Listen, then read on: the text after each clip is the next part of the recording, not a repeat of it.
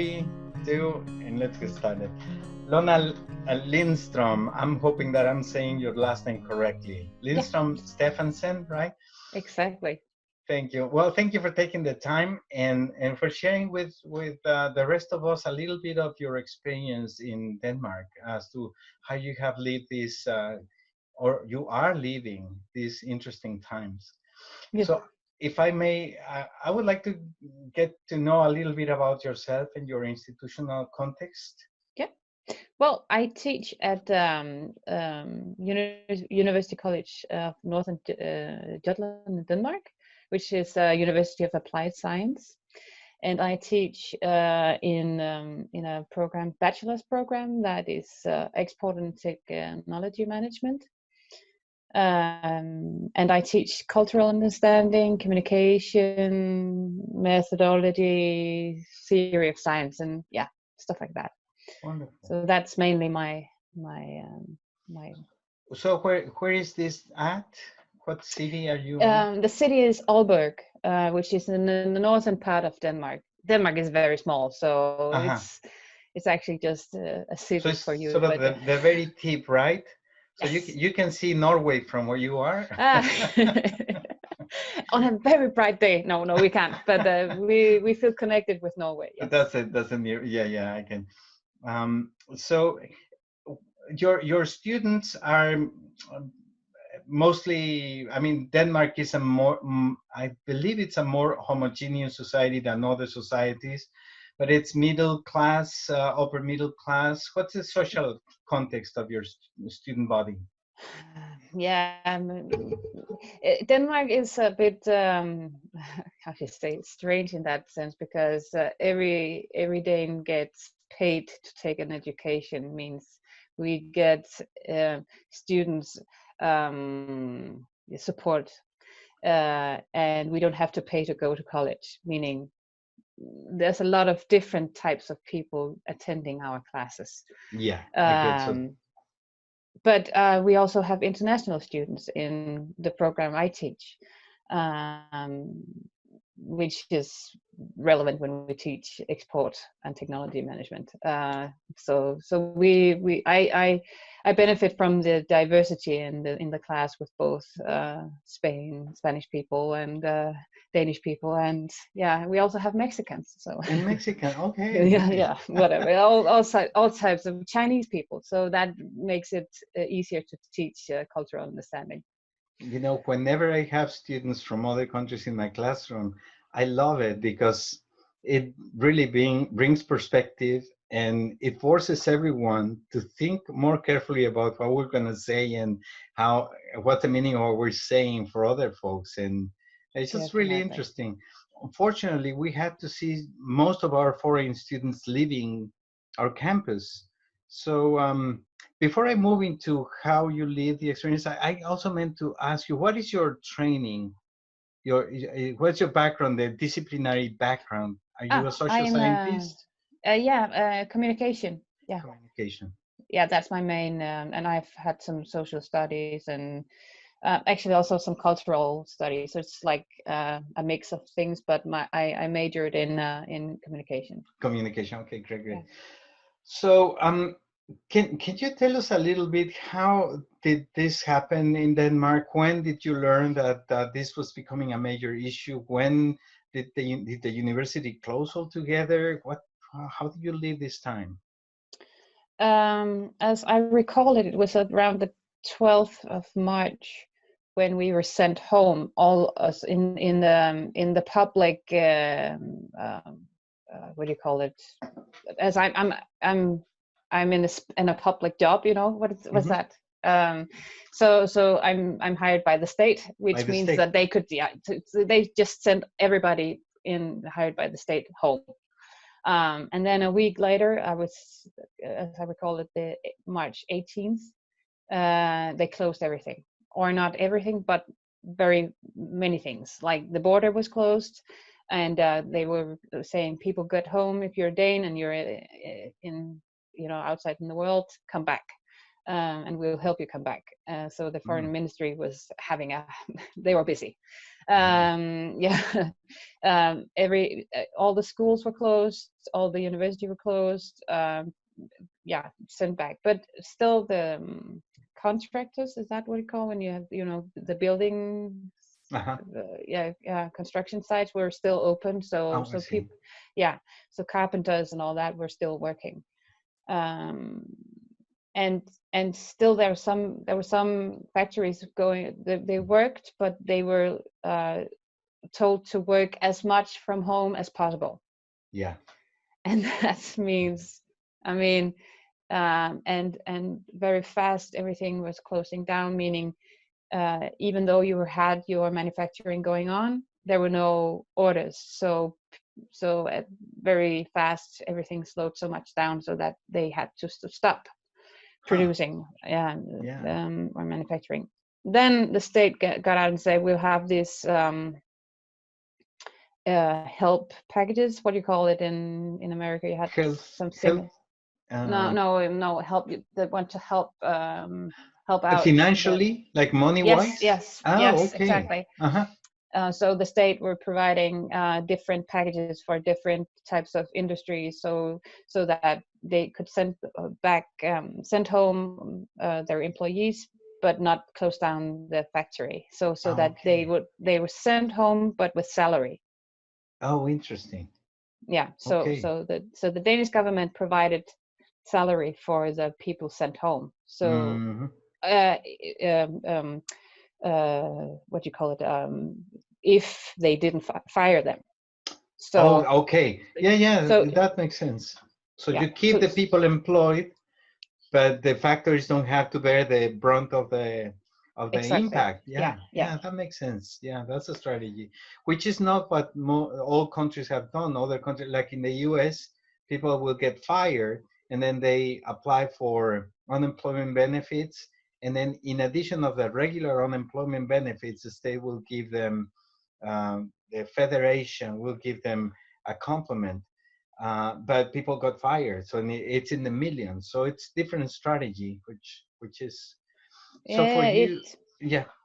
Yeah, well, I'm just it's so interesting to follow the different strategies from the different countries, Yeah. and it was quite it was from one day to another that they said, okay, Boom. our prime minister Mette Frederiksen was like, okay, now we're closing this down, schools, blah blah blah blah blah blah blah, go home, stay home, and do not go out if not necessary. Mm? Wow. But no, it wasn't. You couldn't get a fine or anything. It was just like, this is serious business. So in Denmark, we are used to doing what the government tells us. Well, as a cultural teacher, it's quite interesting to follow this, because, well, okay, the government says so. We like, the cattle going like, well, okay, we do this, and we're used to. Yeah, And we're a yeah. small country. There's only one government. It's Hmm, hmm. in that sense very easy to give one message to everybody. So And you are at your university. How many students do you normally have? each class is around 30 30, 40. students, Yeah. yeah, like that. And we have uh, one in the spring. We have second, fourth, and sixth semester. Yeah. So you have like, yeah, that's Yeah, it's a but good crop. So you're one day teaching in the classroom, and then the next day you don't go. So what do you do? How do you adjust to it? What was your experience like? first it was like a weird combination of it is, I hate to admit it, but a bit of a thrill. It's like, okay, this is yeah, Oh. let's see what happens, combined with, oh my god, this is horrible. And then, going forth and back, and all the time we speak to people like, oh, this is really weird. Yes, this is weird. And how are we going to do this, and how are we going to do that, and how are we going to do this? Hmm. And then that was, I think it was Thursday, the first message came that we, all of us educators and all that, were going home. And then we spent all Friday finding out how to make a conference in our we have this platform called Canvas, how to make a conference, how to make all these different things that our platform it was providing. We haven't really used it that much before, so we were really, taking courses with each other and like trying to teach each other what we knew. And do you know this? Have you seen this? This is actually really nice that you can do this. And when you have supervision, you can invite them in, and then you can put them in different rooms, and you can visit them differently. And like, yeah, cool. And taking notes and all that, prepared like to the teeth for Monday morning when everything is yeah. We were like, oh, okay, I'm setting up this and ready to take off, and then everything breaks down. Oh. Seriously. Oh. Literally everything the system breaks collapses. down. Yes. And it was our VPN. We couldn't access anything. I couldn't access my email. The internet were very, very unstable, and it actually showed that, they found out it was our data provider in Germany who had difficulties, meaning all was just gone. collapse. For a long time. How long did it? The whole Monday until in the afternoon. And the students were like horrified because they thought we forgot them. But like there was just silence, but we couldn't communicate with them. We had nothing. I couldn't even call from my phone. Yeah. So that was just a wake-up call from somewhere you didn't know existed. Wow. Okay, if anybody wants to hurt us right now, just cut the lines. Just go like this, and and we're done. We're so dependent, right? Yeah. So, and who's teaching you how to use the system on Friday? Is it amongst your colleagues, or do you have a system in place, like an office? We have some consultants hired internally, so we have those people connected internally, and they were busy. They were very busy, and they also, I can imagine. Yeah, but the good thing about them was that they had most everything prepared online, so they could just plug and play. Yeah, that was good. But unfortunately, Canvas cannot. The platform that we normally use cannot take as that many students at the time. Students at a time. Yes, yes. So we have turned over to Teams instead. So we use now. So what is an online session like for you? Because you have to replace your lecture, you have to replace your interaction. What is that like for you? How is that happening? Are you asking me how I feel, or what the... No, the mechanics, because I can see in your face how you feel. The mechanics of it. So what are you doing? So first I thought that I should replace, or just do what I normally do in the classroom and do that online. So I tried to do the same things in the online classroom that I would do interacting with the students in the class. Didn't work. Didn't work at all. I just had silence, Now that you and I speak together now, I have a feeling that we have a conversation. I actually feel that it's nice to be with you here, even though we are so many miles away from each other, right? I felt, even though some of them might sit just a few blocks from here, I felt that they were on the other side of the moon. There was nothing. They didn't interact. They didn't know how to. I mean, they were not used to this. So they're just silent. They muted their microphones. I was like, is there anybody out there? So they just muted their mics, and they were passively... just waited for me. Oh my goodness, interesting. So, and they have never been used to this before. Normally, if I do anything digital, I would record like a session and then put it up, and they would just watch me, and then do some assignments in the class. Together with me afterwards.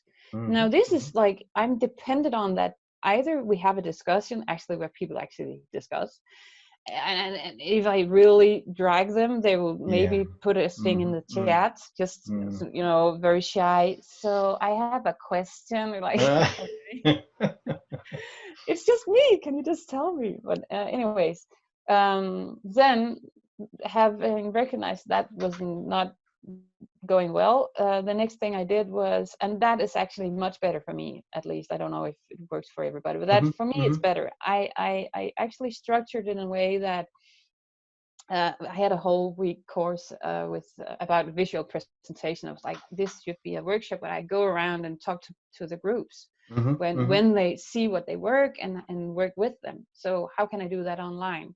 So I made a lot of different tasks, assignments, saying now you have to determine what the target group is. Now you have to find out what the message is. Now you have to find the objective, blah, blah, blah. All these different things that I suggest them or that I expect them to go through. And I had to write everything out, you know, in small details. This is what you have to do, and when you're done, So this is what.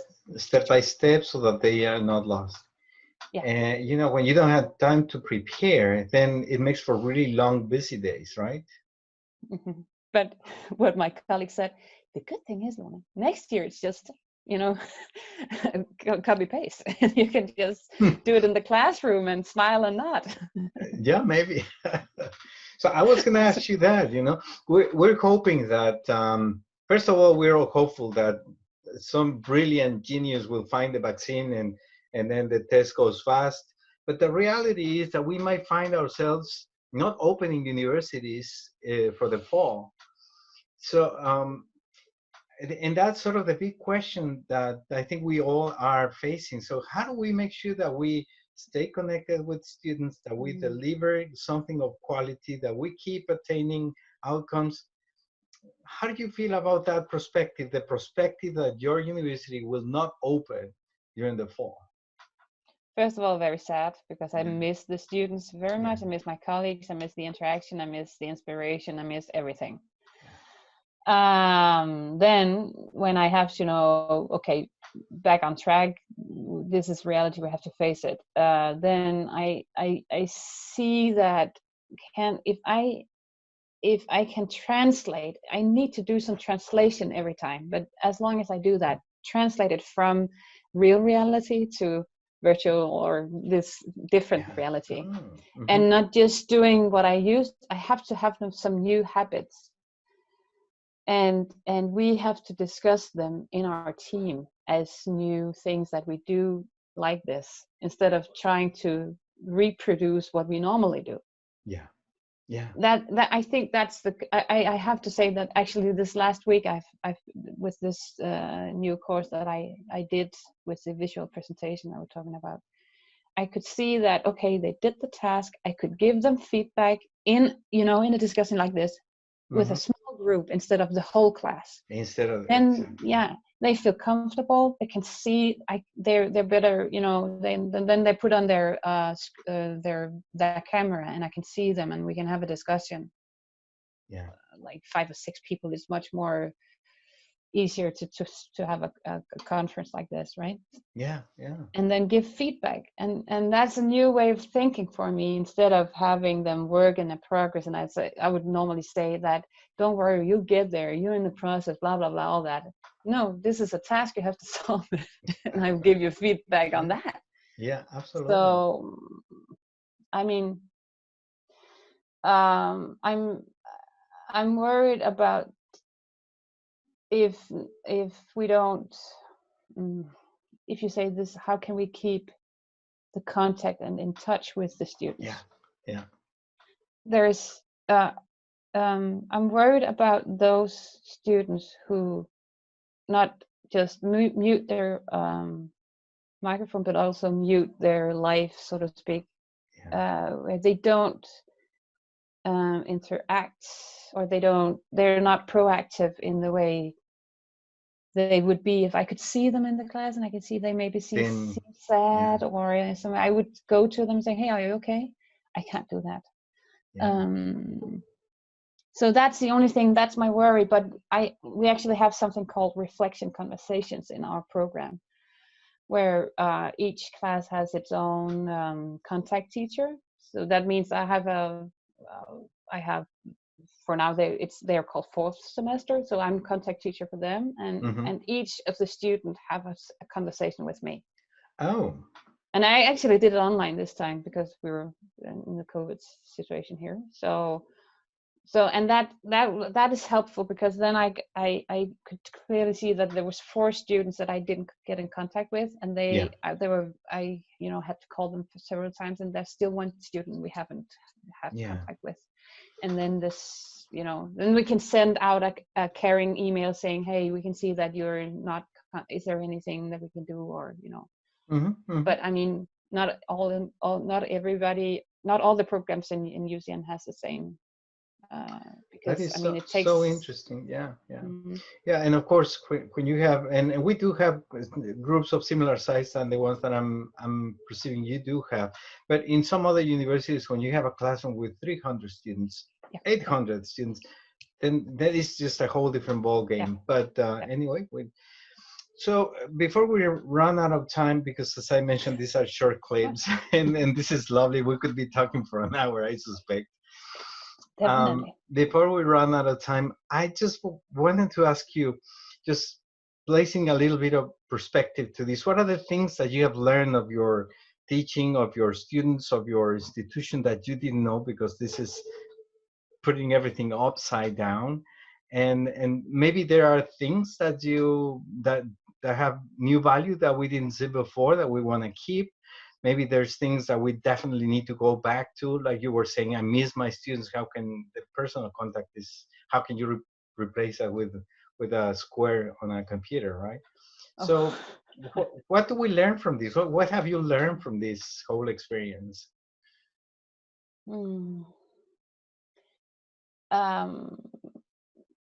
I have a strange feeling of that. For instance, this is the fact that you and I are speaking right now, and having a bigger perspective on that, we are actually in the same.